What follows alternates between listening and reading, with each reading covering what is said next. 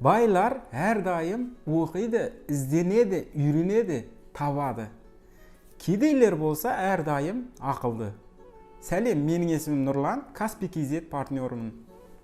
Достар, бүгінгі темамыз алудан бірінші сатуды үйрен деген тақырыпта болады сабағымыз. Қараңыздар, ең бірінші кезекте біздер достар көп адамды көреміз. Бірінші алу білімін үйренеді. Алу білімін. Қолына тауарды алып алады, продуктын алып алады, кейін барып сату жайында ойланады.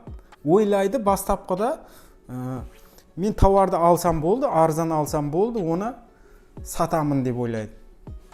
Алғаннан кейін, ойлағаннан кейін конкуренттер шығады, мына жақта тағы бір нәрсе болады, жарнама жасау керек болады, кейін проблемаларға енді тап болғаннан кейін, қой мына жұмыс маған емес екен деп, көп адам тастап кетеді жұмысты.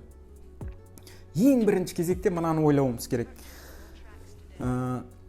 Егер сіз тауар алмай тұрып жақсы сату білімini үйренсеңіз, тауар әрдайым складта табылады, соны ойлау керек. Тауар сатушылар болсын, оптовиктер, олар сіздерге тауар береді әр уақыт, жақсы сатушы болсаң. Біздер әрқашан жақсы сатушы болу үшін не болу керек? Жақсы сатушы болу үшін мыналарды ойлануымыз керек та. Адамдар қазіргі уақытта ең көп қай жерде?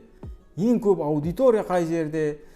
Телефон ғой, барлық адамның қолында телефон. Енді мен продуктыны соларға, ең көп адамға аз ақшамен, нөл ақшамен қалай соның телефонына кіріп бара аламын, көрсете аламын экранына, шыға аламын деген нәрселерді ойлану керек. Соларды ойланғаннан соң, кішкене бас істеп бастағаннан соң, былай істеймін, іздене бастайсың. Оларды ойламаған уақытты тек сатып алуды ойлай берсең, сата алмай қалуың мүмкін, өйткені аудиторияңды іздеп табуың керек. Мысалға, қоссам болды, кетеді деп ойлайсың, кетпей қалса, ойдағыдай болып қалмаса, жаңағындай жұмысымыз артқа тартып отырған уақытта тастап кетеміз, достар. Соның үшін мынаны ойлануымыз керек тағы. Қазақстанда ең жақсы сатушылар кім? Ойланамыз да, Каспий KZ. Каспий KZ-те 9 миллион адам бар деп ойланамыз да, 9 миллион. Неге осы жерде мен жоқпын? Болуым үшін не істеуім керекпін? Осы сұрақтарды ойлану керек бірінші кезекте. Біздер жақсы сатушы болуымыз үшін осындай сұрақтар өзімізге қоюымыз керек. Әрдайым біздер басында бизнесті бастаған уақытта опыт жоқ. Демек мен опытнилармен жұмыс істесем, менің жұмысым көтеріледі. Опытниларды іздеп табу керек. Опытнилар кімдер? Каспий KZ-тер ілесіп алу керек сондай маркетплейстерге. Ілесіп алғаннан соң қалып қоймау керек. Ілесіп алғаннан соң болды, мен сол жерге кірдім, қостым, кете береді өзі деп ойламау керек. Сөйтіп ойласағам қате пікір болады, достар. Қараңыздар, енді мына проблемаларды көре білу керек одан кейін. Базарда қандай проблемалар болып жатыр? Каспий KZ-тің іші базар деп есептесек, көре білуіміз керек. Анализ жасап білуіміз керек, қандай нелер бар, не жетіспеушіліктер бар, қай жерде қандай не болып жатыр, қандай тауарларда аз адам озыптары көп деген сияқты. Сондай нәрселерді ойлауымыз керек та біздер. Сөйтіп қарап-қарап проблемаларға шешім беруіміз керек. Проблемаларға шешім берген уақытты ақша тағы да келе бастайды, достар. Осындай сұрақтар, сұрақ қою арқылы.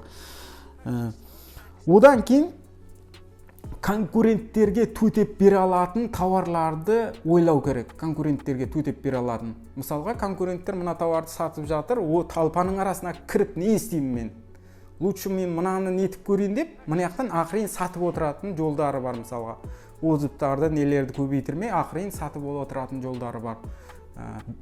Мысалға, сондай нәрселерді көбірек ойласақ, достар, сонда біздердің бизнесіміз өседі. Қашан біздер жаңағы тек қана тауар деп ойласақ, ананы біздер өспей қаламыз, складымыз семіртір алмай қаламыз, өйткені тауар әрдайым болады, бірақ біздер сата алмасақ, өсе алмаймыз.